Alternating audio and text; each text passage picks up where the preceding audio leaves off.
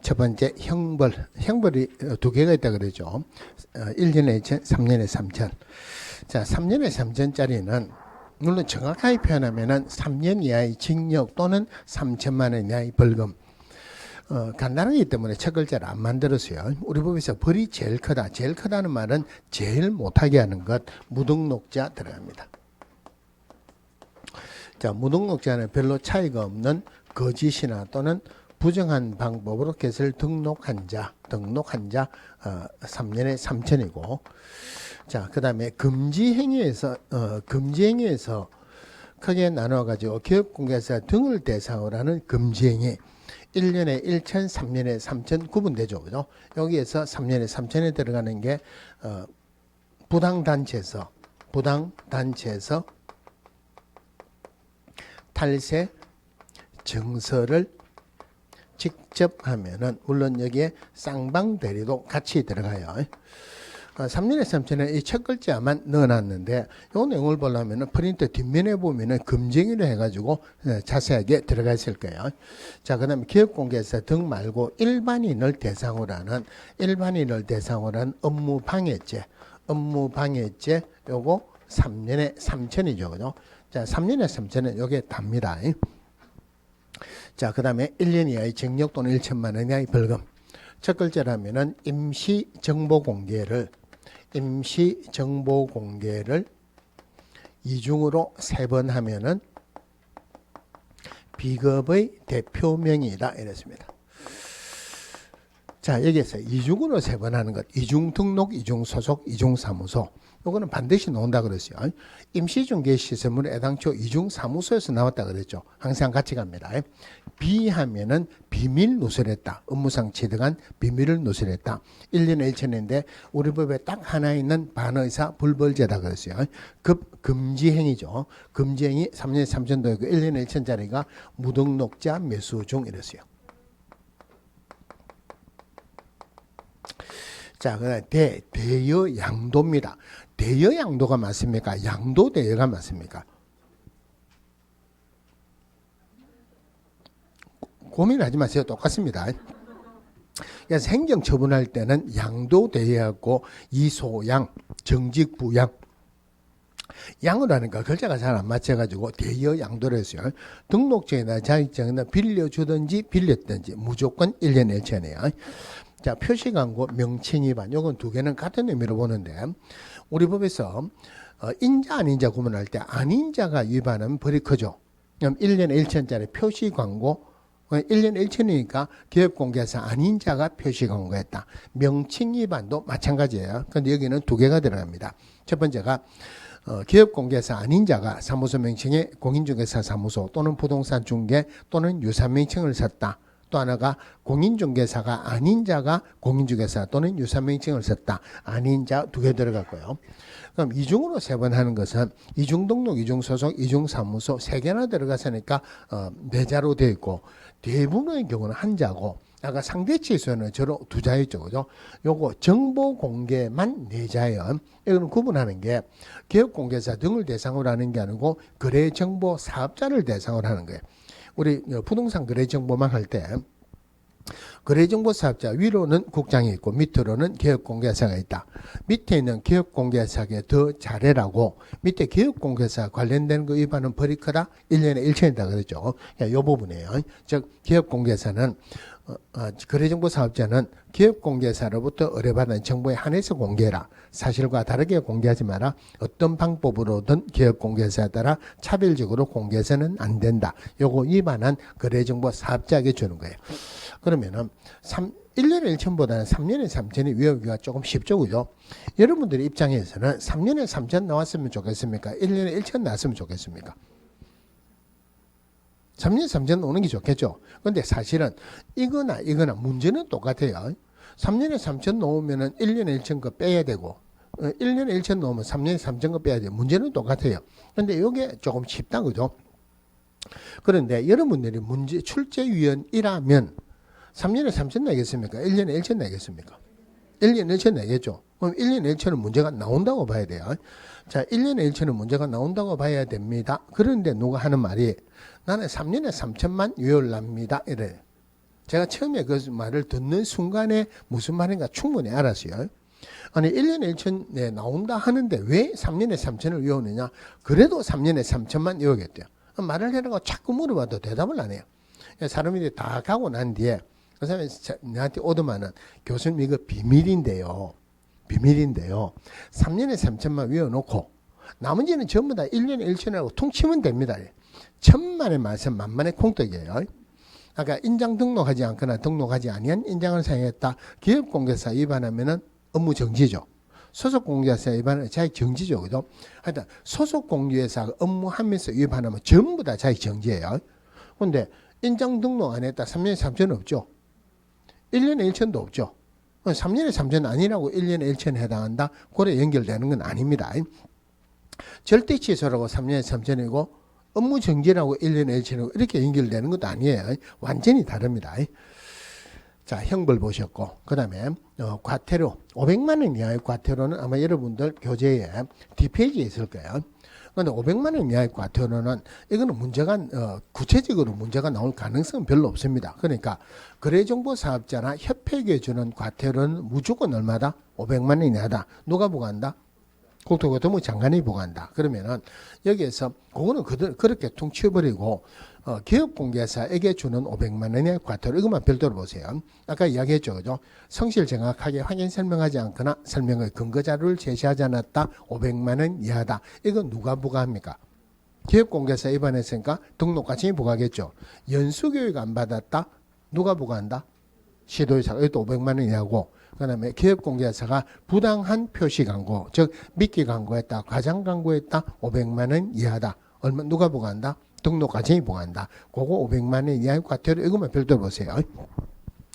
자, 과태료는 500만 원 이하보다는 100만 원 이하의 과태료가 훨씬 중요합니다. 자, 100만 원 이하의 과태료가 첫 글자라면은 문둥표, 휴게사 보좌이라. 자, 문하면은 요거 명칭 위반하고 구분하는 게요. 요 명칭 위반은 1년에 1천으로서 기업공개사 아닌 자가 했죠. 요거는 기업공개사 위반했어요. 즉 기업공개사가 사무소 명칭에 공인중개사 사무소 또는 부동산 중개 또는 유사명 공인중개사 사무소 또는 부동산 중개라는 문자를 사용 안 했다. 또 하나가 기업공개사 중에서 공인중개사 아닌 중개인이 공인중개사 사무소라는 문자를 썼다. 문자 사용이 하나 더 있어요.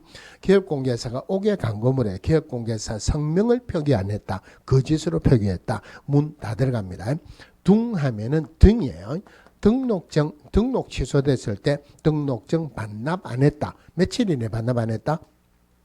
7일이죠. 그죠? 표시 광고예요. 100만 원 이하의 과태료의 표시 광고는 기업공개사 위반했다. 기업공개사 아닌 자가 위반했다. 기업공개사 위반했다. 그죠?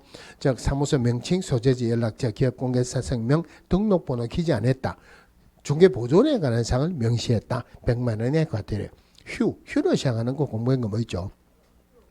휴업, 폐업, 재개업, 휴업기간 변경 신고 위반, 개시 위반. 우리 사무소 잘 보는데 개시해야 되는 게 중개사무소 등록증, 공제사 자격증, 보수율표, 그 다음에 보증설정서류 개시해야 되죠. 그거 개시 안 했다. 그 다음에 사무소 이전 신고 위반이에요. 그는 이거는 이전하는 게 이 들어가는 게 맞는데 휴게 이 보자는 글자가 잘 안 맞아요. 그래서 사무소 이전 신고 위반 들어갔어요. 사무소 이전 신고 위반 보증설정서류 교부 위반입니다. 보증설정서류 사본을 교부하지 않거나 설명 안 했다. 100만 원의 과태료인데 구분해야 되는 게 보증설정 안 하고 중개업을 등록을 취소할 수 있다. 구분하시고 자격증 반납 위반이에요. 자격 취소됐을 때 7일 내 자격증 반납 안 했다. 자, 그러면 문등표 휴게사 보자 중에서 쉬어가는 글자가 무슨 글자입니까? 휴하고 쉬어가지고 그죠? 휴업이죠. 그럼 100만 원 이하 중에서 얼마로 할까요? 휴업 두 자니까 20만 원이에요. 앞에 문둥표 각각 50만 원, 나머지 30만 원. 문둥표 50, 휴 20, 나머지 30. 물론 이것도 500만 원 이하도 마찬가지고 100만 원 이하도 마찬가지고 동기나 횟수나 결과를 참작해서 2분의 1 범위 내에서 늘리거나 줄일 수 있다. 늘리더라도 원래 있는 500만 원, 원래 있는 100만 원을 초과할 수 없다. 하나 더 보셔야 돼요. 문자 사용 위반 누가 위반했습니까? 기업공개사 위반했죠. 표시광고 누가 위반했다? 기업공개사가. 보증설정 서류 교부 안 했다? 누가? 기업공개사. 그럼 문동표 회계사 보호까지는 전부 다 기업공개사 위반했으니까 누가 부과한다? 등록관청이 부과하죠. 자, 등록관청이 부과하고 자격증 반납 누구에게 해야 됩니까?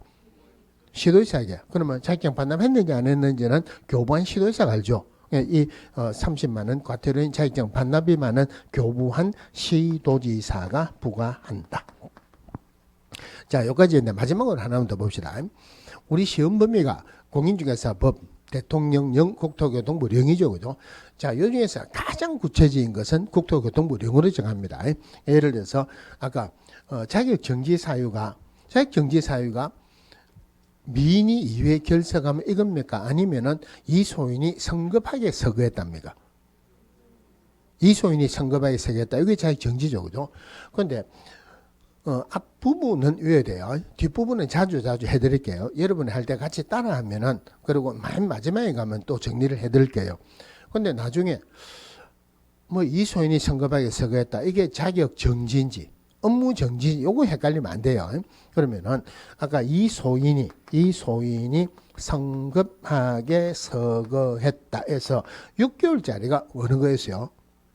제일 앞에 이중소속 6개월, 끝에 있는 거래계약서 위반 6개월, 중간에 검증이 6개월, 나머지 3개월이죠. 그죠? 구체적으로 요거 6개월이다, 요거 3개월이다 하는 것은 가장 구체적인 국토교통부령으로 정해져 있어요. 그런데 별도로 봐야 되는 게 문동표 회계사 보자 중에서 휴 20, 문 앞에 문동표 50, 나머지 30.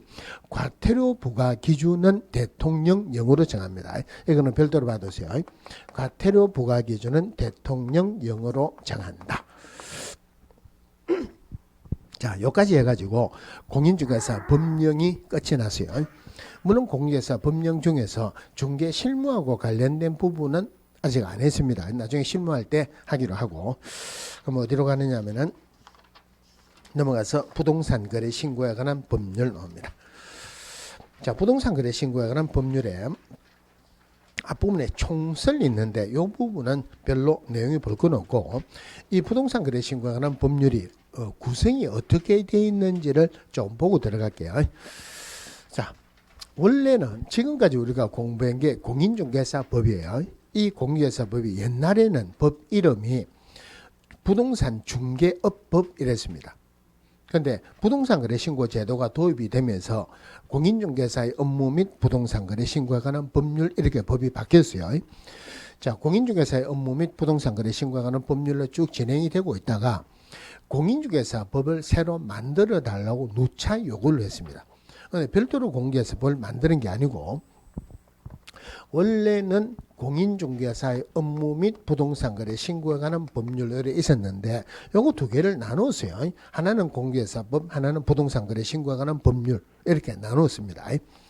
자, 이렇게 나누고 있다가 옛날에는 우리나라에 외국인 토지법이라고 있었어요.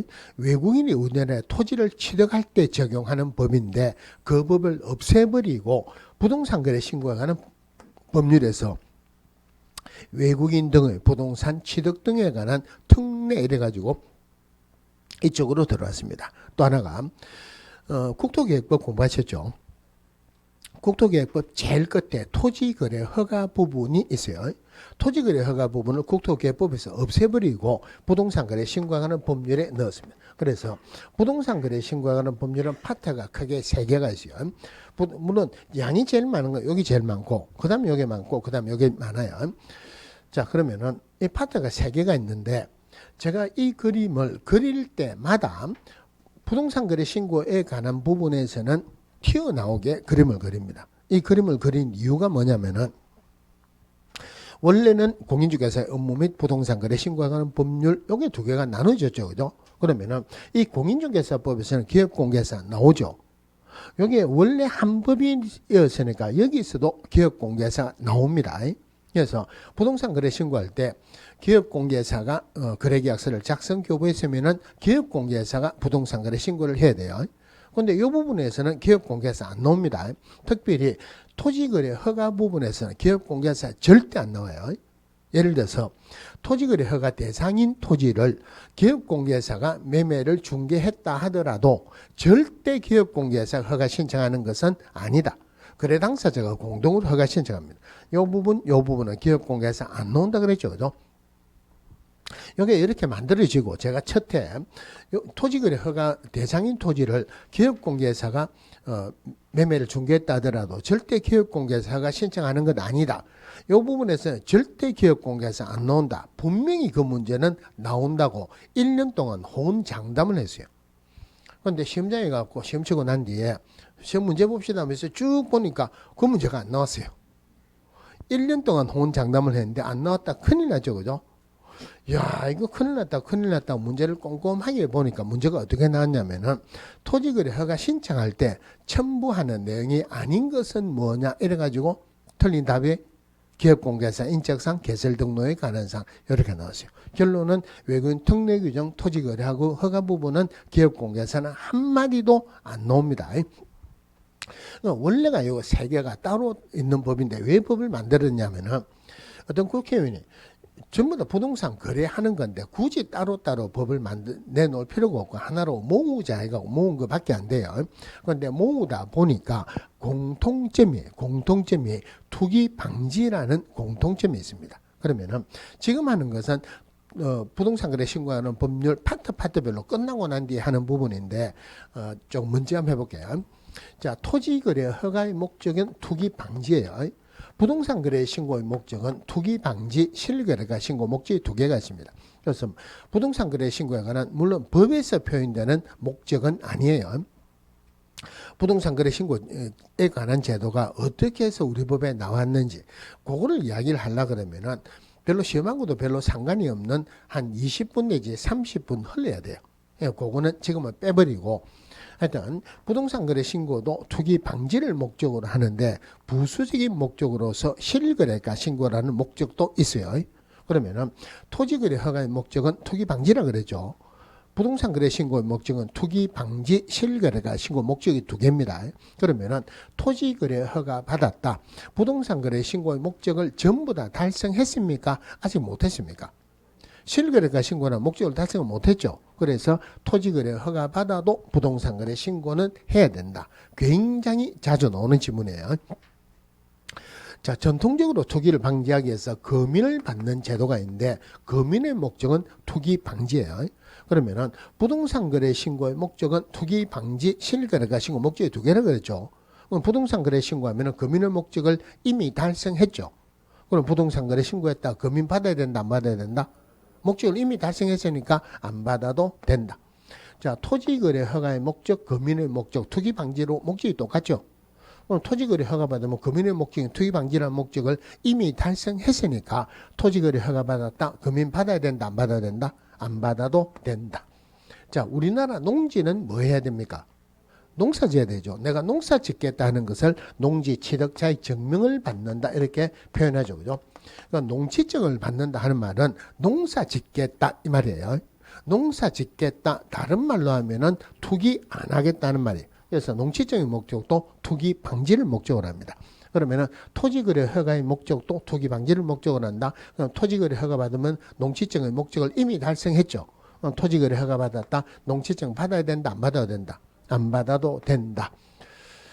이걸 다르게 표현할게요. 농지가 토지거래 허가 구역이었어요. 그러면은 토지거래 허가 신청하면은 투기의 대상인 것은 허가 안 해줍니다. 투기의 대상이 아니라고 봐야지 토지거래 허가를 해줘요. 그러면은 농지가 토지거래 허가 구역이었다. 토지거래 허가를 받았다는 말은 투기의 대상으로 본다. 투기의 대상이 아닌 거로 본다. 농지가 투기의 대상을 투기 안 하겠다 하는 말은 뭐 하겠다는 말입니까? 농사 짓겠다. 여기서 나왔죠? 그런데 또 농사 짓겠다. 넣을 필요가 없죠.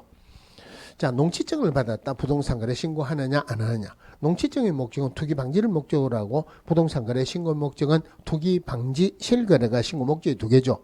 목적을 아직 달성을 못했죠. 그죠? 달성을 못했으니까 농지증 받아도 부동산 거래 신고는 해야 된다. 자, 여기에 전체적으로 아우르는 거고, 요 안에 부분에서도 갔다 왔다는 부분인데, 그거는 하면서 또 설명을 드릴게요. 전체적으로 아우르는 문제가 나올 수밖에 없습니다. 자, 그러면은 부동산 거래 신고하는 게 투기 방지를 목적으로 한다. 투기 방지를 목적으로 한다는 말은 투기의 대상이 아닌 것은 신고하는 게 아니죠. 그죠? 자, 투기의 대상이 아닌 것은 신고를 하는 게 아닙니다. 그런데 이 목적하고 다르게, 자, 임대차 계약을, 임대차 하면은 확정일자를 받죠. 확정일자는, 주택에서는 확정일자는 어디에서 받습니까? 동사무소에서 받죠. 또 어디에서 받아요? 공정인 사무소에도 받고, 그 다음에 등기소에서도 받아요.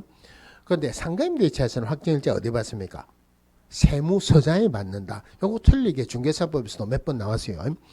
그럼 확정일자를 안 받는 사람도 있습니다.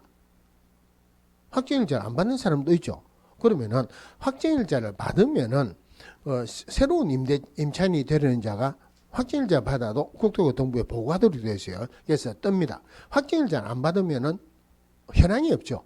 그래서 새로운 임차인이 되려는 자로 하여금 조금 편리하게 하기 위해 가지고 지금은 임대차도 부동산 거래 신고를 하도록 했어요. 그런데 아직까지는 안 들어갑니다. 여기에 8월 달부터 시행이 되는데 8월 달에 시행이 된다는 말은 우리 시험 범위에 들어가죠. 그죠? 그러면은 지금은 시험 범위에 안 들어가죠. 시행을 안 하니까.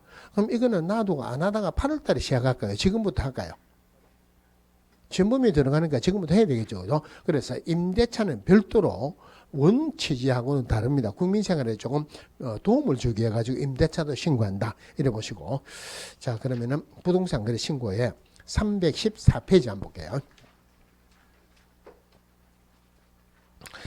자, 314페이지에 자, 신고 대상 보시기 전에 오른쪽에 신고 대상 계약을 먼저 볼게요. 자, 부동산 거래 신고는 부동산 등의 매매 계약에 대해서 한다. 이래 되죠. 그죠? 그러면은 자, 임대차는 물론 추가가 됐지만 전세는 임대차는 투기 대상이 아니죠. 투기 대상이 아니다는 말 신고하는 게 아니죠. 그죠? 매매 가지고 신고를 하는데 부동산의 최초의 매매 계약을 공급 계약이라고 합니다. 그래서 지금은 추가가 되기로 매매 계약이나 공급 계약 체결할 때 신고를 한다. 이래 되죠. 자, 부동산 거래 신고 대상은 신고 대상 계약은 오로지 매매 계약이나 최초의 매매 계약인 공급 계약입니다. 어떤 매매냐, 어떤 공급이냐, 왼쪽 페이지에 보시면은 자, 왼쪽 페이지에 부동산 등 해가지고 자, 제일 위에 부동산 등이란 왼쪽 페이지 310페이지 제일 위에요. 다음에 해당하는 부동산 또는 부동산을 취득할 수 있는 권리를 말한다. 첫 번째가 토지 건축물 나왔죠. 그죠? 자, 두 번째가 부동산을 취득할 수 있는 권리로서 주택법부터 빈집 및 소규모 주택 정비에 관한 특별법에 따른 그 밑에 공급계약 그리고 이 8가지에 따른 부동산을 공급받을 자로 선정된 지위, 요 매매계약. 그 다음에 3번에 입주권이에요. 도시 및 주거환경 정비법에 따른 관리처분계획 인가로 취득한 입주자로 선정된 지위의 매매계약. 빈집 및 소규모 주택 정비에 관한 특례법에 따른 사업계획 시행 인가로 취득한 입주자로 선정된 지위의 매매계약. 내용이 복잡죠. 그죠? 그러니까 너무 이렇게 복잡하게 생각하지 말고 자, 맨 처음에는 토지 건축물이 들어갔어요. 토지 건축물이 들어갔다. 그 다음에 분양권, 입주권이 들어갔어요. 분양권, 입주권. 여기서 말하는 분양권, 입주권은 이 분양권은 주택법에서 사업계획 승인을 얻어서 건설한 주택의 입주자로 선정된 지위입니다. 여기서 말하는 입주권은 도시 및 주거환경정비법 규정에서 관리처분계획 인가로 취득한 입주자로 선정된 지위예요. 그럼 요거 들어가기 전에 우리 중개대상물 할 때 주택법에 따른 입주권은 중개대상물 됩니까? 안 됩니까? 주택법에 따른 입주권은 중개대상물이 안 됩니다. 주택법에 따른 분양권은 중개대상물 돼요. 도시 및 주거환경 정비법에 따른 입주권은 중개대상물 됩니다. 그럼 이것들을 제가 어디에 질문한 걸 보니까 이 입주권은 되고 이 입주권은 안 되는데 왜 안 되느냐 질문을 해놨더라고요. 그런데 그거를 막연하게 외우면은 돌아서면 까먹죠. 그러니까 개념을 잘 잡아야 돼요. 그러면은 자, 이 분양권이란 게 뭐냐면은 자, 주택법에서 예를 들어서 300세대 아파트에 짓는다고 사격 승인을 받았어요. 분양 공고를 했어요. 600명이 왔습니다. 그럼 600명하고 계약을 체결할 수는 없죠, 그죠? 초점하고 당첨되면은 당첨된 사람하고만 계약을 체결하죠. 이제 계약을 체결했어요. 그럼 계약을 체결했다는 말은 특정한 동호수가 결정됐죠. 그 특정한 동호수가 결정된, 즉 분양 계약을 체결하고, 법으로 따지면은 주택 공급 계약을 체결하고 등기할 때까지의 권리를 분양권이라고 표현합니다. 이해됩니까? 특정한 동호수가 결정됐죠, 그죠? 그러면은 주택법에서는 주택 공급 계약을 체결함으로써 특정한 동호수가 결정됩니다. 그런데 정비법에서는 어떤 과정을 거쳐야지 특정한 동호수가 결정된다? 관리처분계획 인가를 받아야지 특정한 동호수가 결정돼요. 그러면은 정비법에서는 관리처분계획이 굉장히 중요합니다. 굉장히 중요하다는 말은 문제가 꼭 나온다 이 말이죠, 그죠?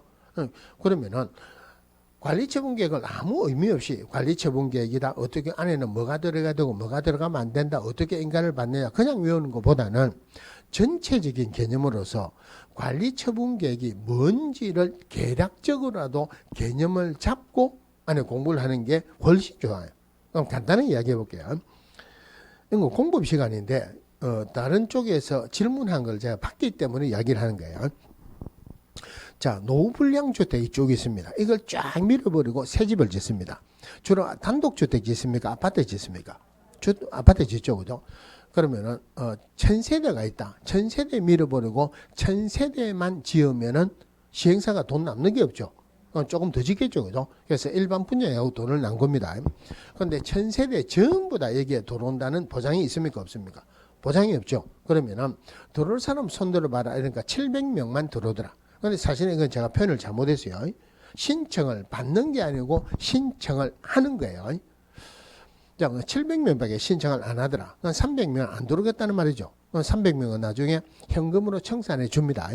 그럼 700명이 이 집에 들어올 거예요. 그럼 이 집에 700명이 들어올 건데, 700가구에서 들어올 건데, 운동장에 700명 모아놓고, 쪽지를 700장 쫙 뿌려놓고, 죽는 대로 자기가 집에 들어간다. 이거는 말이 안 되죠. 가변한 사람이 100일동 100일로 주셨다. 가변한 사람이 100일동 100일에 살아야 된다. 이거는 말이 안 되죠. 그러면은, 원래는 노불량주택 종전부동산이 면적이 좀 크면은 아파트를 주더라도 면적이 좀 큰 걸 줘야 되겠죠. 좀 작으면 작은 걸 줘야 되겠죠. 그래서 그걸 감안을 해가지고 갑이라는 사람은 100일동 100일에 살아라, 어른 100일동 100일에 살아라, 요거 결정하는 계획을 관리처분계획이라 그래요. 그런데 관리처분계획만으로는 의미가 없습니다. 인가를 받음으로써 결정이 돼요. 그럼 관리처분계획 인가를 받으면 특정한 동호수가 결정되죠. 그리고 등기할 때까지의 권리를 정비법에서는 입주권이라고 표현합니다. 그러면은 분양권의 입주권은 특정한 동호수가 결정됐죠. 미래 건물로 보니까 중개대상물이 된다는 말이에요. 자, 그런데 이 입주권은 정비법에서 나오는 입주권이에요. 주택법에서도 입주권이 나옵니다. 주택법의 입주권은 뭐를 입주권이냐 하면은, 자, 300세대 아파트 짓는다고 분양 공고를 했어요. 근데 아까 600명이 왔다 그랬죠. 600명 가지고 추첨을 해서 당첨이 됐어요. 당첨된 사람하고만 계약을 체결하겠죠. 그럼 계약을 체결할 수 있는 권리를 옛날에는 당첨권이라는데 요즘 입주권이랍니다. 다른 말로 추첨해서 당첨되면은 입주 예정자로 선정될 수 있는 지위. 다른 말로 추첨해서 당첨되면은 분양계약을 체결할 수 있는 권리를 입주권이라 주택법에서는. 그건 아직까지 분양계약 체결 안 됐죠. 특정한 동호수가 결정 안 됐죠. 미래 건물로 본다 안 본다? 안 본다. 그래서 그 입주권은 중개대상물이 안 된다 이 말이에요. 왜 이게 되느냐 안 되느냐 명확하게 설명을 해주면 되는데, 그게 일반적으로 명확하게 설명을 하기가 어려운 이유가, 중개사법 강의하는 사람이 공법 잘 모르죠. 근데 이렇게 공부를 조금 석학하고 하니까 왜 어떤 거는 되고 어떤 거는 안 되고 하는 게 명확하게 알 수는 있겠죠. 그죠? 자, 그러면 처음에 토지 건축물 들어갔다가 나중에 분양관 입주권도 들어갔어요. 그런데 나중에 추가가 되기로 어떤 법에서도 부동산을 분양받을 수 있는 권리 또는 지위, 이거를 전부 다 합해가지고 부동산 등이라고 표현했습니다. 부동산 등. 그럼 이거 뭐 그냥 너무 골치 아프게 생각하지 마세요. 부동산 등 매매계약이나 공급계약 체결할 때 신고를 합니다. 자, 그럼 부동산 등 상속받았을 때 부동산 거래 신고한다 안 한다? 다른 말은 상속은 투기 대상이 아니죠. 상속 가지고 투기한다 이런 거 없죠. 투기 대상이 아니니까 신고를 안 하죠. 그죠? 경매로 처리하겠다 신고합니까 안 합니까? 문제는 경매가 투기의 대상이냐 아니냐 이런 걸 언제든지 이 개념으로 문제가 나오는 게 있어요. 맨 끝에 경매 공매 공부를 할 건데 공매는 문제가 안 나옵니다. 그런데 공매는 경매보다는 부동산 덩치가 훨씬 큽니다. 그러니까 경매가 상대적으로 부동산 덩치가 작다는 말이에요. 자, 덩치가 작은 부동산이 경매로 나왔다. 시중 가격보다 싸게 나온다, 비싸게 나온다. 싸게 나오죠. 그럼 작은 부동산이 시중 가격보다 싸게 나왔다. 경매 받으려는 사람은 많습니까? 작습니까? 많죠. 자격이 떨어질 가능성은 높다, 낮다? 낮다. 별로 떨어질 가능성이 별로 없어요. 그런데 고금리로 돈 빌려가지고 거기에 투자 안 하죠. 경매는 투기의 대상은 아닙니다. 그럼 이게 경매는 투기의 대상이 아니다 하는 이걸 가지고 경매 부분에서는 어떤 질문이 나올 수 있느냐면은 자, 경매로 농지를 취득합니다. 농지증이 있어야 됩니까? 없어야 됩니까? 다시 질문할게요. 우리나라 농지는 뭐 해야 된다? 농사 지어야 된다. 경매로 농지를 취득한다. 농사 지어야 된다. 안 지어야 된다? 농사 지어야 되죠. 농사 지어야 된다 하는 말은 농지증이 있어야 된다 이 말이에요. 그러면은 문제가 나올 때 어떻게 나오냐면은 경매 신청할 때 요새는 경매 신청한다고 안 하고 매수 신청한답니다. 매수 신청할 때 농지증을 제출하여야 한다라고 틀리게 나옵니다. 그게 왜 틀리냐면은 아까 경매는 부동산 덩치가 작다, 가격이 싸다, 사람들이 많이 모이죠. 매수 신청할 때 농지증을 제출해야 된다 하면은 농지증이 이만큼 쌓여가지고 법원에 갖다 놓을 때도 없어요. 그러니까 매수 신청할 때 농지증 제출하는 게 아니고 매가 결정되기 전에 제출합니다. 쉽게 얘기하면 경매는 투기의 대상이 아니죠. 그죠? 경매가 투기의 대상이 아니다는 말은 경매로 처리했다 부동산 거래 신고한다 안 한다? 안 합니다. 그러면은 오로지 매매계약이나 공급계약 체결할 때 신고하는데 교환계약을 신고합니까? 안 합니까? 이 교환계약을 신고하느냐 안 하느냐 하는 것은 사실은 굉장히 어려운 부분이에요. 자, 부동산 중개법에서 공인중개사의 업무 및 부동산 거래 신고에 관한 법률을 바뀌어가지고 제가 제일 처음에 부동산 거래 신고 요거 강의를 하는 첫날이었어요. 그때는 토지건축물만 있었고 매매계약만 있었어요. 토지건축물 매매계약 체결할 때 부동산 거래 신고한다고 강의를 하니까 수업 시간에 질문이 오기로 토지건축물 교환계약은 신고합니까? 안 합니까? 이 질문이 왔어요. 매매계약 체결할 때 신고하는데 교환계약을 신고하느냐 안 하느냐 제가 한마디로 말을 하기가 굉장히 애매하더라고요. 한마디로 말을 하기가 굉장히 애매하다 간단하게 하면은 무슨 말입니까? 모른다 이 말이에요. 제가 신도 아니고 국토교통부 장관도 아니고 지금 생긴 법인데 뭐 다른 거 나오면은 모를 수도 있죠. 그죠? 근데 문제는 뭐냐면은 저한테 물어볼 때 모르면 제가 어떻게 해야 됩니까? 문제는 모르는데 아는 척 하면은 큰일 나죠. 모르는데 아는 척하고 그냥 섣불리 대답을 했어요. 그게 잘못된 대답이었다. 그게 문제가 나가지고 떨어지면은 저는 죽은 목숨이죠. 모른다 해야 되죠. 그죠? 근데 제가 모르면 어찌해야 됩니까? 그러니까 누가 하는 말이 책 보면 됩니다. 이러는데 제가 쓴 책에도 그런 거 안 나와 있어요. 근데 다른 책에는 그런 거 나올 수가 없겠죠. 그죠? 그럼 제가 모르면은 그게 모르겠습니다. 제가 알아가지고 대답을 해주겠습니다. 하면 되죠. 그죠? 그럼 제가 모르면은 국토교통부에 질의를 하면 돼요. 질의를 했어요. 토지건축물 매매계약 체결할 때 신고해라 했는데 토지건축물 교환계약 체결할 때 신고합니까? 안 합니까? 하고 질의를 하니까 생각보다는 굉장히 단순하게 대답이 했어요. 토지건축물 매매계약 체결할 때 신고해라 그랬지 교환계약 체결할 때 신고해라는 법은 없습니다. 교환계약은 신고한다 안 한다? 오로지 매매계약이나 공급계약 체결할 때만 신고합니다. 자, 그 다음에 그 밑에 보면 신고기한이 있고 신고관청인데 신고관청부터 먼저 봅시다.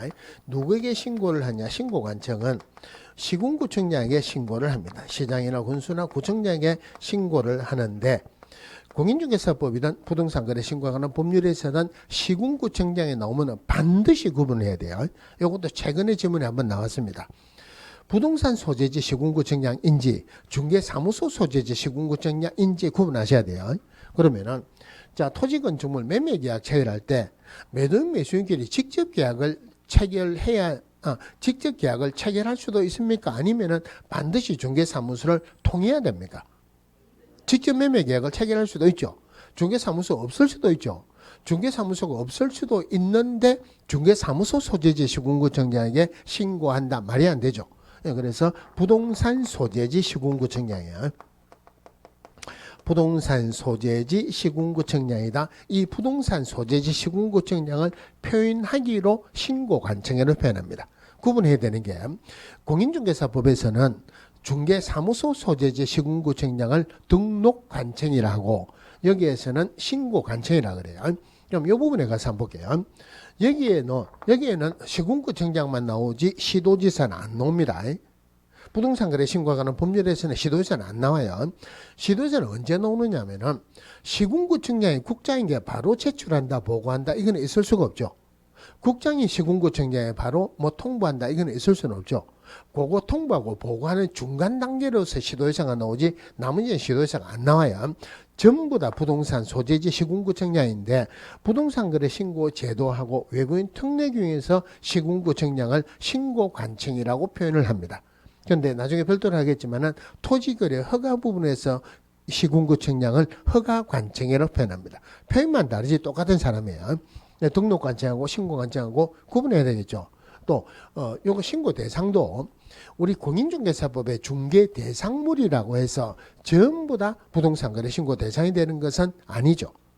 부동산 거래 신고하는 것은 투기 방지를 목적으로 하는데 중개사법에서 그 밖의 토지 정착물, 임목, 공장재단, 광업재단은 투기의 대상이 아닙니다. 투기의 대상이 아니니까 부동산 거래 신고 대상이 아니죠. 그죠? 부동산 거래 신고 대상이라고 해서 전부 다 중개사법에 의한 중개대상물이 되는 것도 아닙니다. 구분하시고. 자, 언제 신고하느냐? 신고 시기는 계약 체결로부터 30일 이내 신고합니다. 30일 이내 신고한다. 요거 작년에는 계약 체결로부터 60일 이내였어요. 작년에 부동산 거래 신고에 관한 부분이 개정된 게 많았는데 그 개정된 게 작년에 문제에서 그렇게 많이 반영이 안 됐어요. 굉장히 신기한 이야기 한번 할게요. 굉장히 좀 오래됐습니다. 오래됐어요. 시험 칠 때가 다 돼갔습니다. 그러니까 스트레스 많이 받죠. 스트레스를 받더만은 누가 하는 말이 오늘은 내가 도저히 공부를 못하겠다. 교수님은 저녁에 소주 한잔 하고 갑시다. 그 어떻게 한잔을 했어요. 한참 막 하다가 공법 때문에 미치겠대요. 왜요? 그는 공법을 수업을 들어도 모르겠고 책을 봐도 모르겠고 시험을 치면 점수가 안 나오고 미치겠다 하면서 둘 다 소리쳐갖고 저보고 하는 말이 수업 시간에 많이는 안 나오더라도 공법 한 번씩 나오죠. 저보고 공법 문제를 좀 뽑아달래. 그게 가능합니까? 불가능합니까? 불가능해요. 그죠? 안 됐다. 내가 공부 모른다. 알아야지 문제를 뽑지. 한참 술을 마시고 어쩌고 저쩌고 하다가 문제 좀 뽑아주세요. 그래서 술 취한 김에 제가 실수를 했어요. 뽑아주겠다고 실수를 했습니다. 아침에 일어나니까 큰일 났다 싶어요. 시험은 얼마 안 남았는데 50문제를 뽑아줬어요. 근데 25개 나왔습니다. 대단하죠. 제가 잘 알기 때문에 뽑은 게 아니고 법이 바뀌면 무조건 나와요. 그보다 더 잘 나오는 게 있습니다. 작년에 법이 바뀌었는데 작년에 문제 안 나왔죠. 무조건 나옵니다. 그래가지고 25개 나왔어요. 그 사람 합격했어요. 이거 작년에는 60일 이내였어요. 지금은 30일 이내로. 그러니까 조금 그 가격 변동을 현실화시킨다면 30일 이내 신고를 합니다.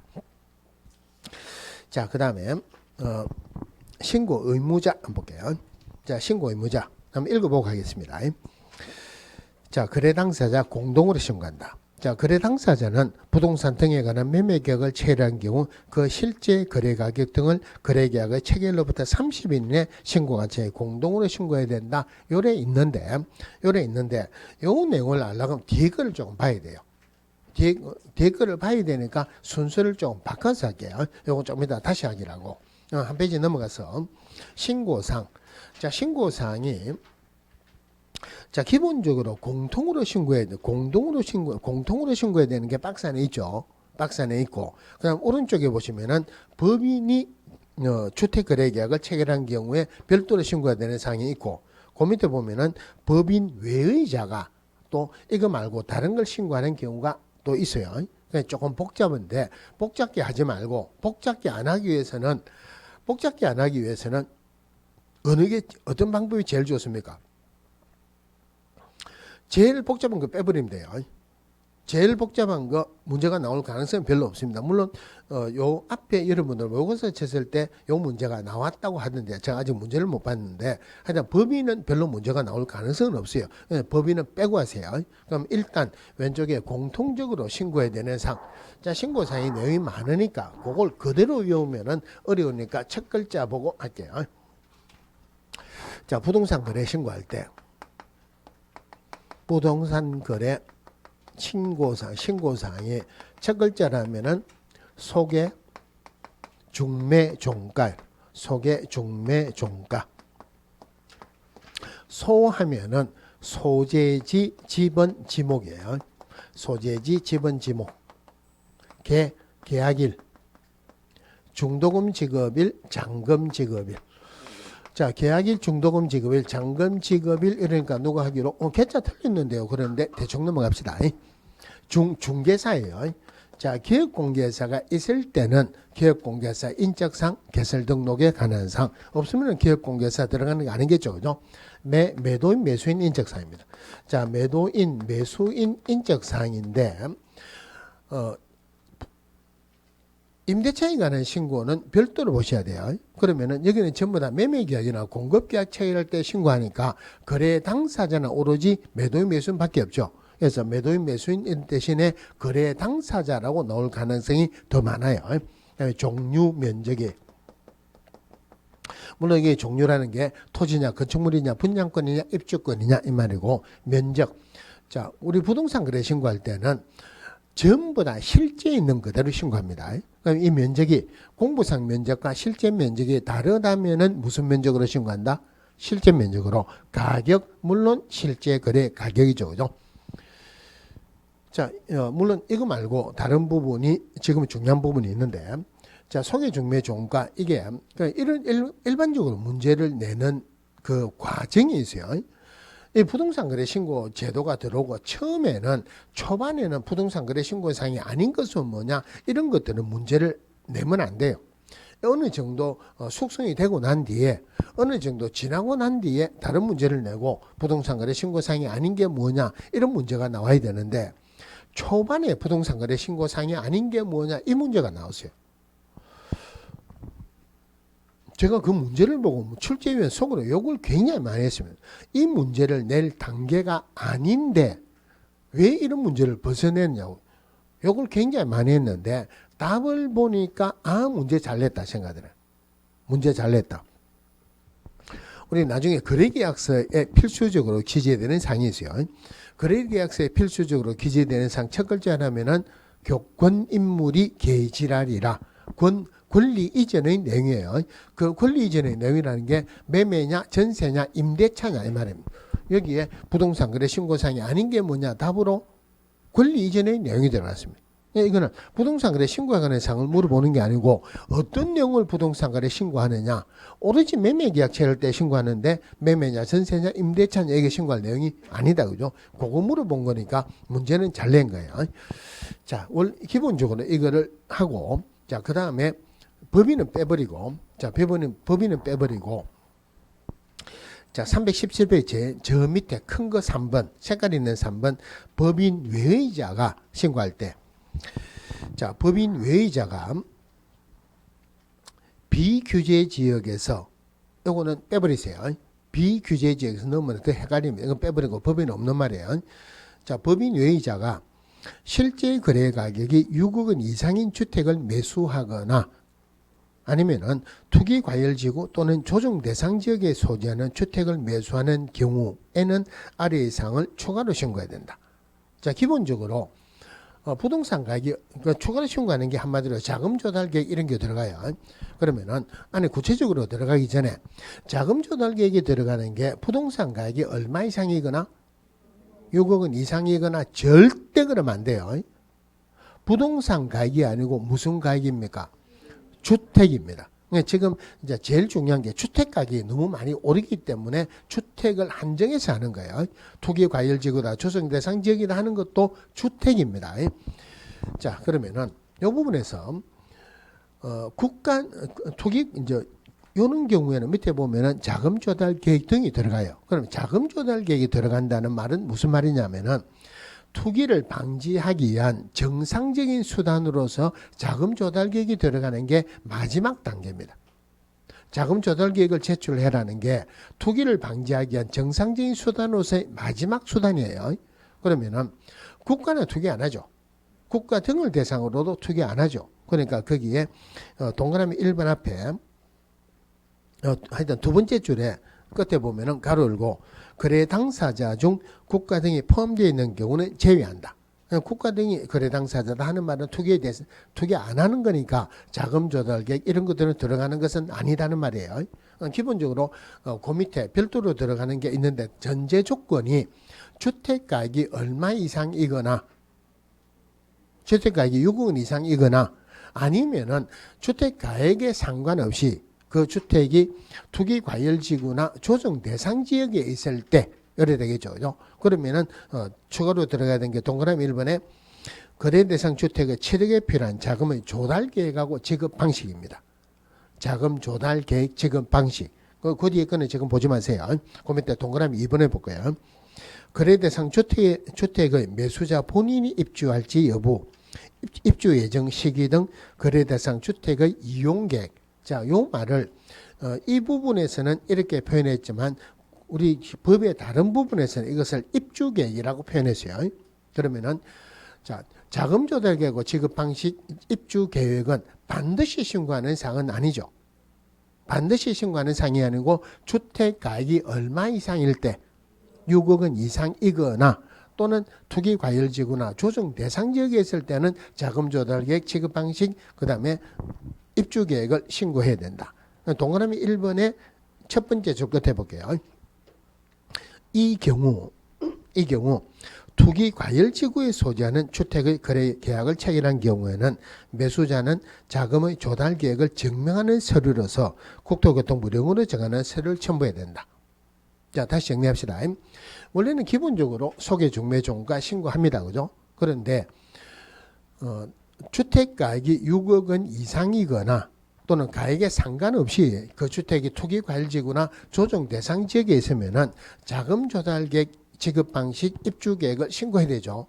그런데 그게 투기 과열지구라 하면은 이거하고 별도로 자금 지급에 관한 별도의 서류도 첨부해야 된다. 그래 하는 게 이해하는 게 제일 빨라요. 그다음에 그 앞에 보면 법인 있죠. 법인인 경우는 너무 신경 쓰지 마세요. 법인은 1번에 볼게요. 자, 큰 2번에 1번 한번 읽어만 보세요. 자, 법인의 현황에 관한 다음의 사항입니다. 가로 열고 거래 당사자 중 국가 등이 포함되어 있거나 국가 등이 포함되어 있다 하는 말은 투기 대상이 아니죠. 투기 대상이 아니니까 1번은 애당초 안 들어간다는 말이에요. 그 다음에 공급계약, 분양권 및 입주권 거래계약에 해당하는 경우는 제외한다. 그럼 이거는 오로지 주택만이다 이 말이에요. 그럼 쉽게 이야기하면은 법인이 주택 가지고 장난을 치는 경우가 있을 수도 있다. 그래서 거기에는 법인 현황이 들어갑니다. 법인의 등기 현황, 이번에 법인과 거래 상대방 간의 관계가 다음의 어느 하나에 해당하는지 여부, 즉 거래 상대방이 개인인 경우는 그 개인이 해당 법인의 임원이거나 법인의 임원과 친족 관계에 있다. 그다음에 이번에 거래 상대방이 법인인 경우 거래 당사자의 매도법인과 매수법인의 임원 중 같은 사람이 있거나 거래 당사자인 매도법인과 매수법인의 임원 간 친족 관계가 있다. 쉽게 이야기하면은 법인 간에 무슨 상호관계가 있다 이 말이에요. 그런 현황들을 일단 제출을 합니다. 제출을 하는데 대신에 이거는 국가 등이 들어가면 안 해도 된다 그랬죠. 그리고 오로지 주택만 들어간다. 분양권 취득할 수 있는 권리 이런 건 안 들어간다 그랬어요. 나머지는 자 이번에 주택 취득 목적 및 취득 자금 등에 관한 다음의 사항 그리고 취득 목적 그 다음에 이번에 거래 대상 주택의 취득에 필요한 자금 조달 계획 그리고 뭐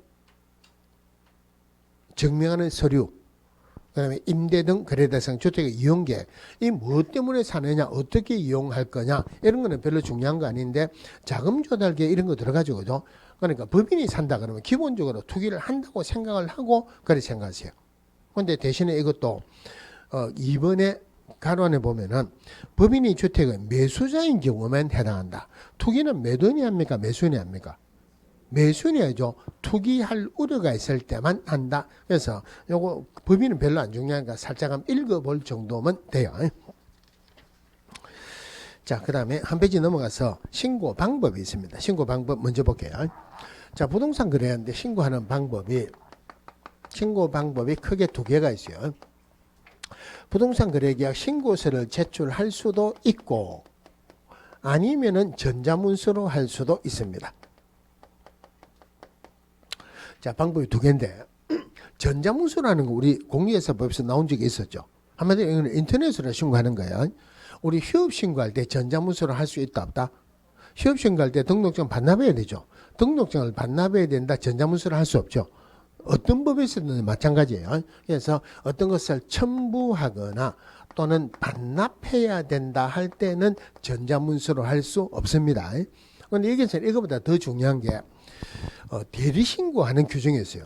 그러면은 자 신고 의무자가 컴퓨터 해가지고 인터넷으로 신고한다. 대리인이 컴퓨터 해가지고 인터넷으로 신고한다. 신고받은 시군구청장은 구별할 수 있다 없다? 구별이 안 되죠. 그래서 이것도 마찬가지로 어떤 법이라더라도 대리신고할 때는 전자문서로 할 수 없습니다. 지금까지 주로 여기에서 하나가 틀리게 답으로 나왔어요. 자, 그럼 신고서 제출하거나 전자문서로 신고하는 방법으로 했는데 한 3년 전에 부동산 거래계약 시스템을 통해서 신고하는 방법이 도입이 되었어요.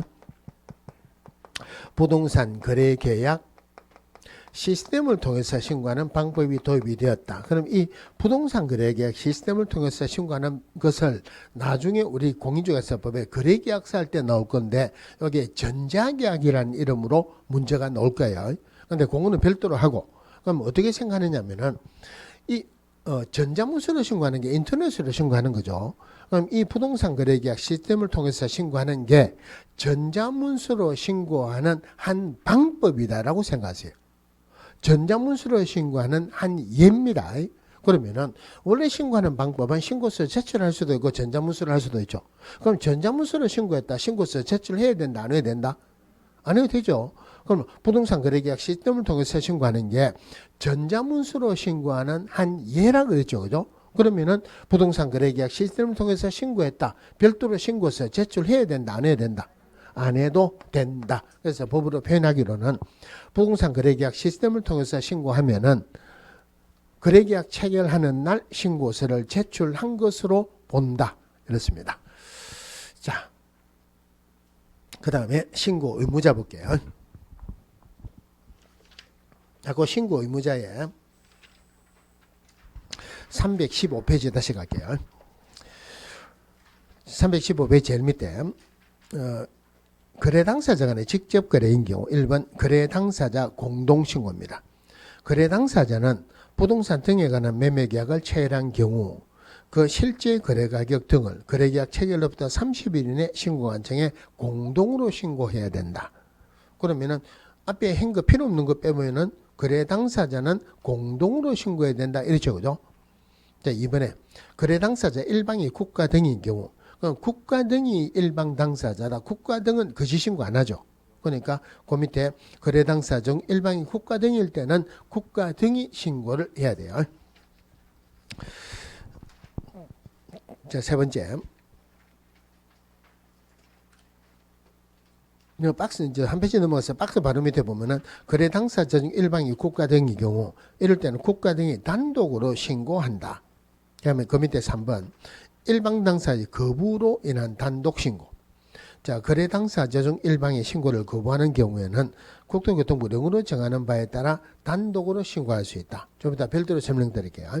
큰 2번 기업공개사 중개한 경우는 기업공개사가 공인중개사법에 따라 거래계약서를 작성 교부한 경우에는 해당 기업공개사 신고해야 된다. 한마디로 기업공개사 있을 때는 기업공개사 신고한다 이 말이죠. 공동으로 중개한 경우는 해당 기업공개사가 공동으로 신고해야 된다. 자, 여기까지만 봅시다. 자, 신고 의무자 볼게요.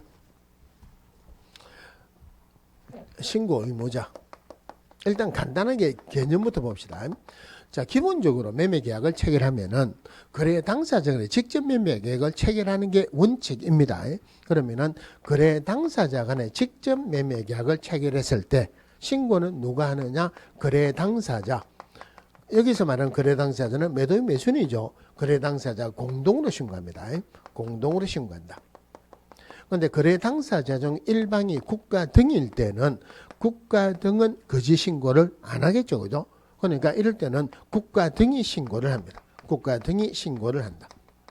그런데 이름에도 불구하고 기업공개사가 거래계약서를 작성 교부했을 때 기업공개사가 있을 때는 누가 신고해야 된다? 기업공개사가 신고해야 된다. 기업공개사 신고해야 된다. 핵심적인 내용이에요. 그럼 여기서부터 파생이 됩니다. 자, 그럼 거래 당사자가 공동으로 신고를 하는데 신고하는 방법이 신고서 제출할 수도 있고 전자문서를 할 수도 있죠. 그럼 신고서를 제출할 때는 공동으로 제출합니까? 아니면은 그 중에 1인이 제출합니까? 1인이 제출하지 절대 공동으로 제출하는 것은 아니에요. 공동으로 제출한다는 말은 무슨 말이냐면은 자, 신고서 작성했어요. 매도인 매수인끼리 하나 둘 셋 하면은 한 명 오른손 한 명 왼손 잡아가지고 공무원에게 제출할 때까지 한 번이라도 손을 놓으면은 공동으로 제출하는 거 아닙니다. 그러면 두 명이서 잡고 가다가 예쁜 아가씨가 지나간다. 한 명은 보고 한 명은 못 봤다. 그러면 본 사람은 늦게 갈 수도 있고 좀 늦게 갈 수도 있죠. 그럼 이걸 놓치거나 찢어질 수도 있죠. 그죠? 이건 공동으로 제출하는 거 아니에요. 근데 우리가 일반적으로 신고서 제출하러 가면서 두 명이서 같이 갈 수는 있지만 신고서 한 명이 들고 갑니까? 두 명이 같이 들고 갑니까? 한 명이 들고 가죠. 한 명이 들고 가가지고 제출할 때도 한 명이 내죠. 그죠? 1인이 제출하는 거지. 절대 공동으로 제출하는 것 아니다. 그러면은 여기서 공동으로 신고한다는 말이 무슨 말이냐면은 공동으로 둘 다가 공동으로 서명 또는 날인한다. 서명 또는 날인한다. 자, 공동으로 둘 다가 서명 또는 날인해야 되는데 한 명이 서명 날인을 거부하는 경우는 한 명이 서명 날인을 거부한다는 말은 한 명이 부동산 거래 신고를 거부한다는 말은 똑같아요. 나머지 한 명도 제출 안 하면은 벌 받겠죠. 아까 30일 이내 해라 그랬죠. 30일 이내 신고하여야 한다 하는 말은 신고 안 하면 벌 받는다는 말이에요. 그럼 이럴 때는 나머지 한 명만 서명 날인해서 제출할 수 있어요. 그럼 공무원이 당연히 물어볼 겁니다. 둘 다 해야 되는데 왜 한 명이 안 했느냐. 그러니까 한 명이 서명 날인을 거부하는 사유서를 첨부해야 돼요.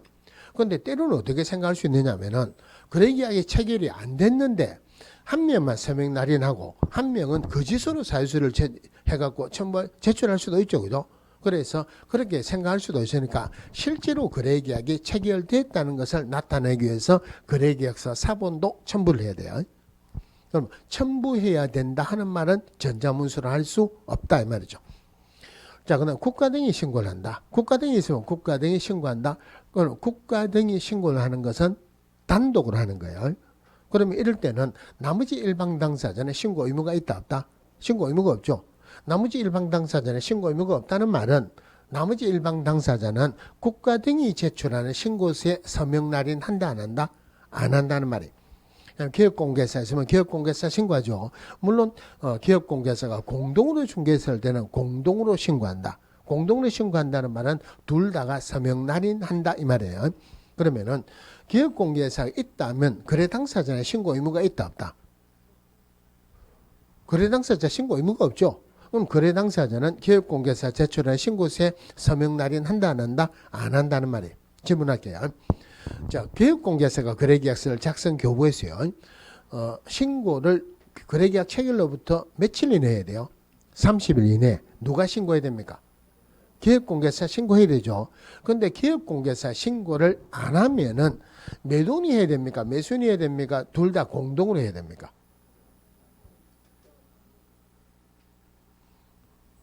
이게 결론이죠. 기업공개사 신고해야 된다 하는 말은 거래 당사자는 신고 의무가 있다 없다? 신고 의무가 없으니까 기업공개사 신고했든 안 했든 거래 당사자는 신고할 필요가 없습니다. 의무가 없습니다. 핵심적인 내용만 보면 되죠. 그죠? 자, 그런데 기업공개사가 거래계약서를 작성 교부하고 난 뒤에 아파서 들러버렸습니다. 병원에 입원하고 꼼짝을 못합니다. 누가 신고해야 됩니까? 그래도 기업공개사 신고 의무가 있죠. 그런데 실제로 기업공개사 신고를 못하죠. 그죠? 그래서 대리신고하는 게 있어요. 자, 대리신고는 우리 교재에 319페이지에 자, 319페이지 위에 거래 당사자 직접 신고하는 신고 절차 했고 4번에 신고서 제출 대행 볼게요. 자, 거래 당사자 위임을 받은 사람은 부동산 거래계약 신고서 제출을 대행할 수 있다. 자, 이 경우 부동산 거래계약 신고서의 제출을 대행하는 사람은 신분 증명서를 신고관청에 보여주고 다음의 서류를 함께 제출해야 된다. 그거는 생략을 하고 한 페이지 넘어가서 자, 기업공개사 중개에 따른 신고입니다. 자, 부동산 거래계약을 신고하려는 기업공개사는 부동산 거래계약 신고서에 서명 또는 날인해서 신고관청에 제출해야 한다. 신고관청 그러니까 지금 이 부분은 누가 신고해야 되느냐 하면서 대리신고가 같이 포함됐어요. 그러니까 지금 읽은 거는 신고 의무사를 이야기하죠. 물론 이번에 공동으로 중개한 경우는 해당 기업공개사가 공동으로 서명 날인해야 된다. 부동산 거래 신고를 하려는 기업공개사는 신분 증명서를 신고관청에 보여줘야 된다. 그 다음에 이번에 기업공개사 일방의 신고 거부로 인한 단독신고 이거는 똑같아요. 아까 기업공개사가 공동으로 중개했으면 공동으로 신고하라 그랬죠. 둘 다가 서명 날인해야 되죠. 그런데 한 명이 서명 날인을 안 하면은 한 명만 서명 날인해가 제출할 수 있다. 그러면 사유서 제출해야 돼. 그래 보시고 중요한 거 아니에요. 양가로 3번에 신고서 제출 대행 보겠습니다. 자, 기업공개사 위임을 받은 소속공개사는 부동산 거래계약 신고서의 제출을 대행할 수 있다. 이 경우 소속공개사는 신분 증명서를 신고관청에 보여줘야 된다. 자, 여기까지 봅시다. 자, 대리신고하는데 대리신고에서의 핵심은 3개가 있어요.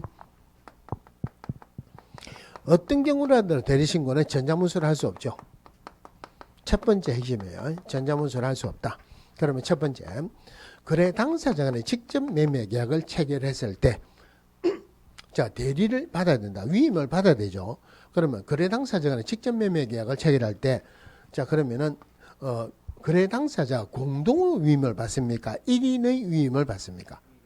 우리 법에서는 거래 당사자 위임을 받은 요래 돼 있는데 그거는 사실 거래 당사자라는 말은 둘 다를 이야기해요. 법은 잘못되어 있어요.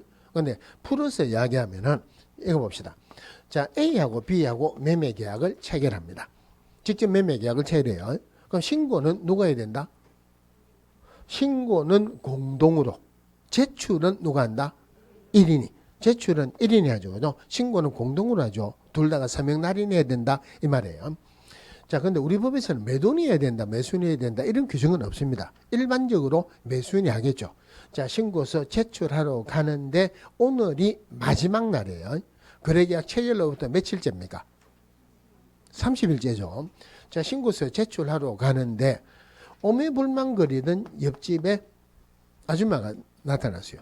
평소에는 B가 가백에 안녕하세요 인사해도 본 척도 안 합니다. B는 가백에 굉장히 마음이 있어요. 본 척도 안 하고 가는데 오늘은 B가 가백에 안녕하세요 인사하니까 싹 웃으면서 인사를 받아줘요. 그러면서 하는 말이 오늘 이제 날도 그렇고 내 분위기도 그렇고 좀 마음이 좀 이상한데 분위기 좋은 데 갖고 혹시 술 한잔 사줄 수 있겠습니까? 물어봅니다. 그러면 B는 술 한잔 사준다 해야 됩니까? 안 된다 해야 됩니까? 공중에서 공부하는 사람 거짓말하면 안 돼요. 사준다 해야 되겠죠. 그런데 오늘 부동산 거래 신고는 해야 되죠. 그래서 내가 이것만 갖다 주고 빨리 갔다 올 거니까 갖다 주고 오면 되니까 잠시만 기다려달라. 이러니까 갑이 하는 말이 사람을 어째 보고 기다리라냐. 나 평생 누구를 기다리면서 살아본 적 없다. 이래. 그러면 취소. 그럼 같이 가자. 이래. 같이 어디 갑니까? 시군구청장에 가죠. 신고관청에 가죠. 신고관청에 간다. 그러면 B가 하는 말이에요. 갑이 관청이네. 나는 관청 관자도 쳐다보기도 싫다. 큰일 났어요. 기다리라면은 안 기다린다. 같이 가자 하니까 같이 못 간다. 근데 그러면은 같이 가려 그러면은 신고는 못 한다. 신고 못 하면은 과태료 내야 돼요. 이 어찌하지? 골치 아파 죽겠는데 다행스럽게 B가는 C가 지나갑니다. B가 C한테 하는 말이 미안하지만 내가 오늘까지 부동산 거래 신고서를 제출해야 되는데 정말로 급한 일이 있어서 요즘 아줌마가 술 마시러 간다 그러면 대답 안 들어주겠죠. 급한 일이 있어 그러니까 내 대신에 신고서 제출만 좀 해달라. 대응할 수 있다는 말이에요. 그럼 C는 A, B 둘 아는 사람, 둘 다 아는 사람입니까? B 아는 사람입니까? B 아는 사람이죠. 그럼 C는 A, B 둘 다에게 공동으로 위임을 받았다. B에게 위임을 받았다. B에게 위임을 받았다. 1인은 위임을 받았죠. 절대 공동으로 위임을 받았다. 이런 말이 들어가면 안 돼요. 공동으로 위임을 받은 자가 아니고 1인의 위임을 받은 자. 우리 법에서는 거래 당사자 위임을 받은 자라고 표현했는데 더 정확하게 표현하면 거래 당사자 중 1인이에요. 자, 두 번째. 국가 등이 있을 때는 원래 누가 신고해야 돼요? 국가 등이 신고를 해야 되죠. 그는 위임을 받으면 당연히 누구에게 위임을 받아야 된다? 국가 등에게 위임을 받아야 되죠. 그러니까 이것도 마찬가지로 1인의 위임이라고 표현했어요. 그럼 이제 위임장 가져가야 되죠. 자, 위임장을 가지고 가야 되는데 원래 위임장에는 인감도장을 찍어야 돼요. 인감도장을 찍어야 된다. 상대방의 인감도장이란 걸 모르죠. 그러니까 이게 인감도장이라는 걸 나타내기 위해서 인감증명서를 첨부해야 돼요. 자, 그런데 우리 공인중개사법에서 인장 등록할 때 나왔는데 공인중개사법이든 부동산거래 신고에 관한 법률에서든 개인인 경우는 어떤 경우도 인감증명서 첨부하는 경우가 없다 그랬어요. 인감증명서 첨부하는 경우가 없다는 말은 인감도장을 날인해야 되는 경우도 없다 이 말이죠. 그럼 도장집에 갖고 아무 도장 찍어가지고 막도장 찍으면 되죠. 그런데 막도장 찍는 거하고 아니면은 자필 서명하는 거하고 어느 게 진위를 파기하기가 더 좋습니까? 자필 서명하는 게 진위를 파기가 더 좋다. 그래서 여기에는 자필 서명을 기재합니다. 위임한 사람의 자필 서명을 기재하는데 문제는 뭐냐면은 이 위임장을 가지고 마지막으로 공무원에게 주죠. 그죠? 그 공무원은 이 자필 서명이 위임한 사람의 자필 서명이라는 걸 압니까? 모릅니까? 모르잖아요. 그죠? 그래서 이거 내가 한 거 맞다고 표현하기 위해서 위임한 사람의 신분증명서 사본을 첨부합니다. 신분증명서 사본을 첨부해야 된다. 물론 중요한 거 아니고 한 번도 질문을 안 하는데 위임한 사람이 법인이라면은 이럴 때는 법인인감 날인하고 법인인감 증명서 첨부해야 돼요. 자, 세 번째가 기획공개사가 있으면은 기획공개사의 위임을 받은 소속 공개사가 대리 신고할 수 있다. 소속 공개사가 대리 신고할 수 있다. 다른 말로 중개보조는 할 수 없다는 말이에요.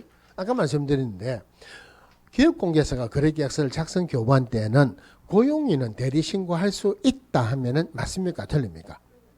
중개보조는 안 되죠. 틀리죠. 그죠? 고용인은 대리 신고할 수 없다 하면은 맞다 틀렸다? 이도 틀렸죠. 소속 공개사는 되잖아요. 그죠? 그럼 대리 신고할 때 핵심은 첫 번째가 전자문서를 할 수 없다. 두 번째, 공동으로 위임을 받는 게 아니고 1인의 위임을 받는다. 세 번째, 여기에 인감증명서 첨부하는 거 아니죠. 인감증명서 첨부하는 게 아니다. 신분증명서 사본을 첨부합니다. 자, 대리신고예요. 그러면은 신고서 제출을 신고 의무자가 제출했든지 간에 대리인이 제출하든지 간에 신고서 제출하는 사람은 자기 신분증명서를 보여줘야 된다. 이런 규정이 있어요. 굉장히 오래전에 어떻게 한번 나왔느냐면은 신고서 제출하는 사람은 자기 신분증명서를 시도지사에게 보여줘야 된다. 맞습니까? 틀립니까? 우리 신고는 누구에게요? 시군구청장이 하는데 시도지사에게 보여줘야 된다. 말이 안 맞죠? 그렇게 틀리게 나온 적도 있었어요. 자, 그 다음에 아까 신고는 며칠 이내 해야 돼요? 30일 이내 해야 되죠. 그런데 아까 부동산 거래 신고하는 사항이 있고 자금 조달 계획 입주 계획 신고하는 사항이죠. 그럼 자금 조달 계획이나 입주 계획 지금 방법은 매도인이 작성합니까? 매수인이 합니까? 계획 공개상 합니까? 매수인이 작성할 수밖에 없죠. 매수인이 작성해서 신고 의무자에게 제공을 해줘야지 이래 가지고 신고하겠죠, 그죠? 근데 그러면은 신고는 30일 이내에 해야 되죠. 그러면은 자금 조달 계획 등을 작성해 가지고 신고 의무자에게 제공하는 것은 30일 이내에 제공을 해줘야 되죠. 그래서 오른쪽 페이지에 321페이지 제일 밑에 보시면은 제일 밑에서 세 번째 줄 25일 이내 제공을 해줘야 돼요. 25일도 중요한 숫자예요. 자, 자금 조달 계획 등은 매수인이 작성해서 신고 의무자에게 25일 이내 거래계약 체결로부터 25일 이내 제공을 해줘야 되는데 문제는 자금 조달 계획을 매수인이 작성했고 기업 공개사에 줬어요. 기업 공개사는 그거 솔직히 말해서 혼자 있을 때 보겠습니까? 안 보겠습니까? 보겠죠. 안 볼 수도 있지만 볼 가능성도 있죠. 그죠? 국가 등에게 제출하면 국가 등도 보겠죠. 근데 매수인이 이거 작성해갖고 신고 의무자라고 제공을 했는데 자기 거 보는 거 좋아하겠습니까? 안 좋아하겠습니까? 안 좋아합니다. 그죠? 그래서 이걸 제공을 하면은 내 거를 볼 수도 있으니까 이거는 제공을 안 할 수도 있어요. 제공을 안 하면 신고를 못 하죠. 그래서 자금 조달 계획, 입주 계획은 신고 의무자가 누구든지 간에 매수인이 직접 신고할 수도 있다. 매수인이 직접 신고할 때는 원래 있는 그대로 계약 체결로부터 30일 이내요. 하여튼 요거는 신고 의무자에게 제공하는 것은 거래계약 체결로부터 며칠 이내? 25일 이내 합니다. 자, 넘어가서 부동산 거래계약 시스템 요거는 했고, 자, 그 다음에 324페이지 부동산 거래계약 신고서 작성 방법. 요거는 부동산 거래 신고 끝나고 난 뒤에 할 거예요. 그 밑에 신고 가액의 검증 나오는데 요건 잠시 쉬다가 보겠습니다.